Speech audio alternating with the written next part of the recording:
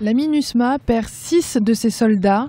Au lendemain du renouvellement de son mandat, la mission de l'ONU au Mali a été visée par une attaque alors que le convoi onusien se trouvait entre Tombouctou et Goundam dans le nord du pays le 2 juillet 2015. Les assaillants ont changé de stratégie parce que très difficilement ils attaquaient, en tout cas par le sud du Mali, ce qui vient d'arriver. Donc ça, il y a un changement de stratégie qui prend du cours et les forces armées maliennes et la MINUSMA. Mais une autre réalité, c'est qu'effectivement, à travers ces différentes attaques, on sent un peu un relâchement du contrôle du système sécuritaire et par les FAMA et par la MINUSMA. Les gens ont cru qu'avec la signature qu'on n'allait plus assister à de telles scènes, mais c'était une erreur.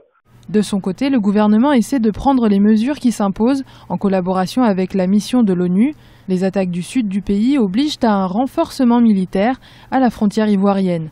Le gouvernement malien craint que les djihadistes n'y installent une base. Le président de la République a donné des instructions et des orientations au niveau des forces de sécurité. Toutes les dispositions sont prises. Le chef de l'État a été assez précis là-dessus pour que les populations de notre pays puissent être sécurisées, autant du point de vue de leur vie que de leurs biens. Nos forces armées de sécurité ont une idée très claire de ce qui se passe actuellement. Les forces de sécurité font leur travail.